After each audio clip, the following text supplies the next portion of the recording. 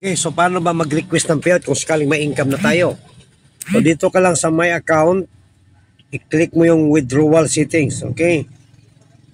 Pag-click mo sa withdrawal settings, marami itong e-wallet at So ito yung kapilian. So I highly suggest guys, ito na lang ang gamitin natin, no? Tether USDT, yan. So saan ka man magkakuha ng e-wallet address? So napakasimple lang, punta lang tayo sa GCash. Punta tayo sa GCash guys ha. So sa GCash, i-click mo itong view all services. Tapos meron ditong Gcrypto. Yan. Tapos sa Gcrypto guys, hanapin mo lang yung, tingnan natin na. So ito yung mga crypto coins, no? So i-click mo lang itong see all.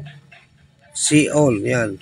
Tapos hanapin mo itong USDT Tron. No? Hanapin natin USDT Tron. Hanapin natin.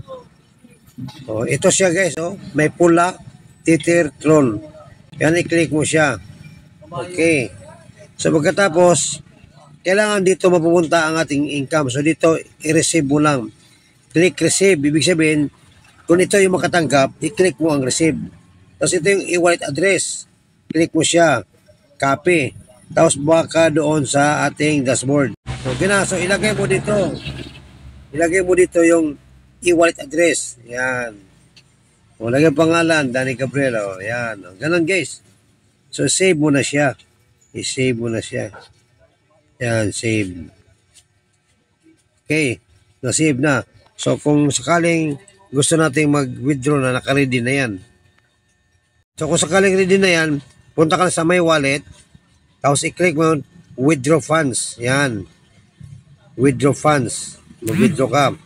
So, 5% deduction, withdrawal gateway USDT. So, ito, naka-record na siya dito. So, amount, for example, $30. Halimbawa, yan, $30. So, makareceive pala tayo ng code sa email natin, no? So, authenticate code. Send code by email. So, yan. So, mag-send ka ng code sa email. So, yun na yun. Basta yun na yun, guys, no? Madali na lang yan para sa susunod natin pag mayroon ng payout. Okay, thank you very much.